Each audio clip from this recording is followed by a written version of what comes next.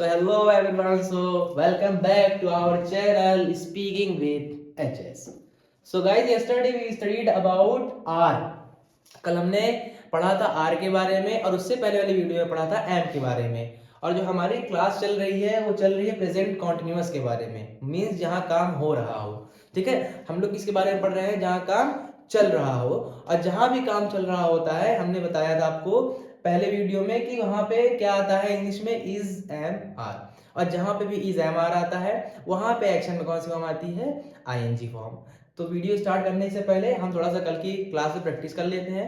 कल की क्लास में हम लोगों ने पढ़ा था यू आर प्लस एक्शन में आईएनजी। चलिए इस फॉर्मूले पे थोड़ा सा देख लेते हैं। जैसे हम लोगों ने पढ़ चुका है फर्स्ट पर्सन और second person. We have studied about first and second person.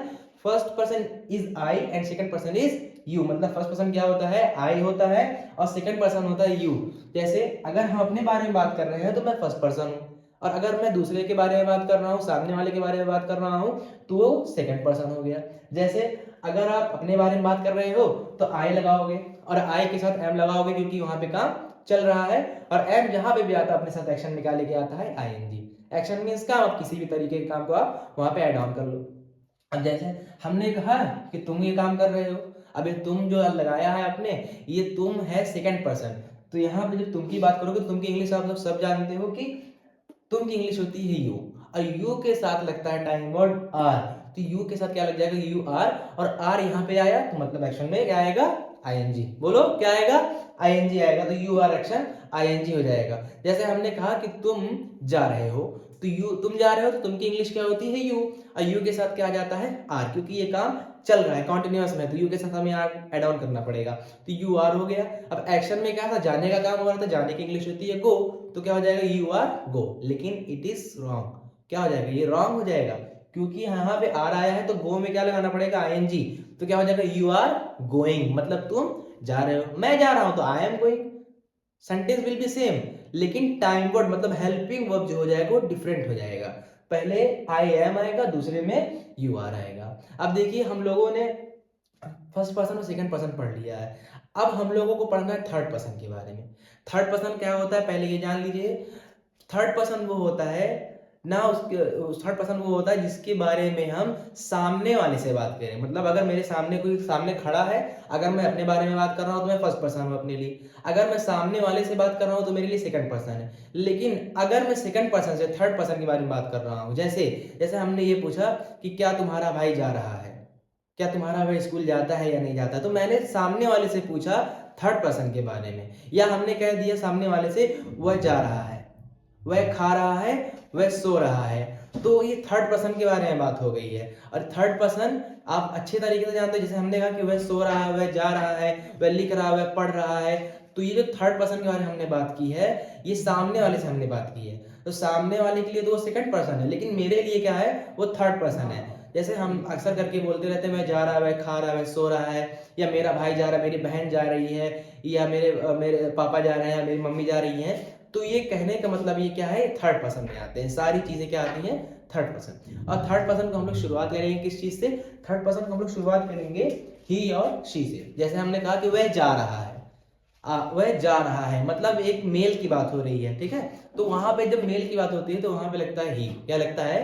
ही। और अगर हम किसी फीमेल के बारे में बात करते हैं, मतलब अगर किसी लड़की के बारे में बात करते हैं, तो वहां पे क्या लगता है? शी। अगर हम किसी गर्ल के बारे में बात कर रहे हैं तो वहां पे क्या लगता है? शी। तो फर्स्टली हम लोग पढ़ेंगे किसके बारे में? ही और शी के बारे में। तो ही या शी हमने आपको एक्सप्लेन किया कि ही या शी क्या होता है? थर्ड पर्सन, मतलब जिसके बारे में हम सामने वाले से बात करें। जैसे हमने कहा कि जैसे मान लो मैं किसी से बात कर रहा हूँ सामने, और सामने वाले से मैं बता रहा हूँ कि वह नाश्ता कर रहा है, वह खाना खा रहा है, हाँ वह स्कूल जा रहा है। तो ये जो वह बार बार आ रहा है ना, ये वह मतलब थर्ड पर्सन है। क्या है?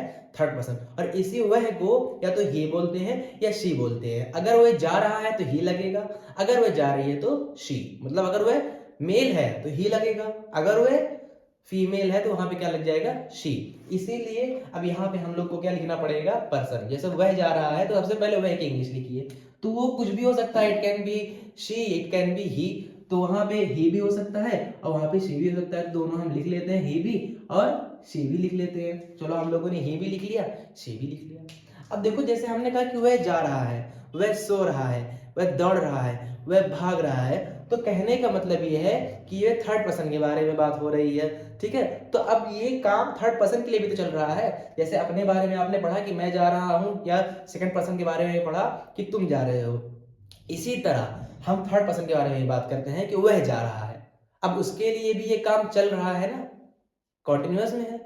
तो इसीलिए ही और शी के साथ भी हमें कोई हेल्पिंग वर्ब यहाँ पे जोड़ना पड़ेगा, मतलब कोई टाइम वर्ड यहाँ पे जोड़ना पड़ेगा। टाइम वर्ड मतलब क्या होता है? टाइम वर्ड जो अकॉर्डिंग टू टेंस हम लोग लगाते हैं, कि जिस टेंस की हम लोग बात कर रहे हैं उसी का हम लोग टाइम वर्ड लगाते हैं। तो यहाँ प्रेजेंट कॉन्टिन्यूअस की बात हो रही है, तो यहाँ का टाइम वर्ड क्या है? Is am are. क्या होता है? इज एम आर, मतलब वही हेल्पिंग वर्ब, ठीक है। तो यहाँ पे ही और शी के साथ हम लोग क्या लगाएंगे? इज।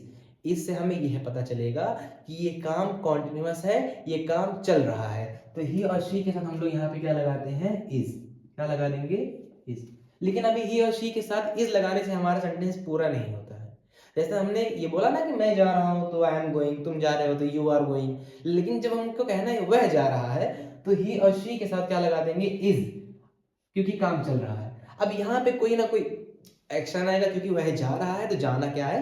एक्शन है। तो यहाँ पे हम लोग क्या लिख देंगे? एक्शन। क्या लिख देंगे? एक्शन।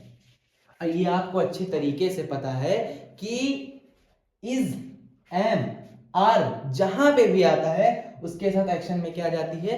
ING form. क्या जाती है? ING form. यहाँ पे हम क्या लगा देंगे? आईएनजी, ठीक है। अब हमारा ये पूरा फॉर्मूला क्या हो जाता है? कंप्लीट। हाँ, the formula has been completed, ठीक है। फॉर्मूला क्या हो गया? कंप्लीट हो चुका है। तो यहाँ पे क्या हो जाएगा? जैसे हमने कहा कि वह जा रहा है तो ही इज। अब वहां पे जाने की इंग्लिश लिखना है, जाने की इंग्लिश गो होती है, और गो में हम लोग क्या जोड़ देंगे? आईएनजी। तो क्या हो जाता है? ही इज गोइंग, मतलब वह जा रहा है। अगर ये बोलना है कि वह जा रही है तो वहां पे क्या लिख देंगे? She is going. या मेरा भाई जा रहा है तो मेरे भाई को बोलते हैं माय ब्रदर। अब माय ब्रदर के साथ क्या लगा दो? इज, क्योंकि मेरा भाई भी थर्ड ही पर्सन है। जितने भी थर्ड पर्सन आते हैं उसके साथ क्या लगता है? इज। तो क्या हो जाता है? My brother is going, my sister is going, my father is going, my mother is going. हाँ, ठीक है। तो वहां पे क्या हो जाता है? माई करके। अब किसी किसी का भी नाम ले लो, जैसे मान लो ही या शी या माई ब्रदर या माई सिस्टर ना बोलना हो, वहां पे किसी का नाम आ गया, तो वहां पे ही और शी के साथ हम लोग क्या ऐड ऑन कर सकते हैं? नेम भी। यहाँ पे क्या आ सकता है? नेम। इसको समझो, ज्यादा क्या नाम है समझने वाली बात नहीं है इसमें। इसमें सिर्फ और सिर्फ नेम हो, ही शी या माई ब्रदर माई सिस्टर, ठीक है। ये हो गया। अब हमने क्या कहा कि क्या नाम है कि राहुल जा रहा है। हमने क्या बोला? राहुल जा रहा है, तो राहुल के नेम लिख लो। अब राहुल के साथ क्या लगा दो? इज, क्योंकि राहुल भी एक थर्ड पर्सन है। क्योंकि हमने सामने वाले से बोला कि राहुल जा रहा है, तो बोल दिया राहुल इज गोइंग। क्या हो गया? Rahul is going. हमने कहा कि क्या नाम है? आदर्श जा रहा है, तो आदर्श इज गोइंग। हमने कहा कि अहमद जा रहा है, तो अहमद इज गोइंग। अली जा रहा है, अली इज गोइंग। मतलब खाली वहां पे नेम लिखना, नेम के साथ क्या लगा देंगे? इज, और इसके बाद एक्शन आएगा तो एक्शन में क्या लगेगा? आईएनजी। आइए इसको कुछ और एक्शन से पढ़ लेते हैं, कोई और एक्शन बताते हैं। जैसे कोई एक्शन ले लो आप, जैसे हमने कहा कि वह सेलफोन चला रहा है, वह सेलफोन चला रहा है। अब सेलफोन एक इलेक्ट्रॉनिक डिवाइस है, तो मैं ये वीडियो में आपको बताना चाहता हूँ कि किसी भी तरीके की इलेक्ट्रॉनिक डिवाइस को, इतना जान लो, किसी भी तरीके के इलेक्ट्रॉनिक डिवाइस को हम लोग नॉर्मल यूज कर देते हैं कि यूज क्या एक्शन।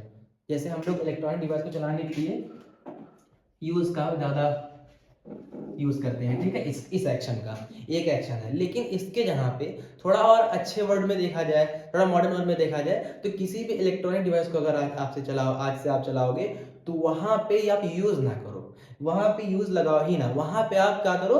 ऑपरेट लगाओ। क्या लगाओ? ऑपरेट। ऑपरेट मतलब होता है कि किसी इलेक्ट्रॉनिक डिवाइस को चलाना। तो वहां पे हम लोग क्या लगाएंगे? ऑपरेट। क्या लगाओगे? ऑपरेट,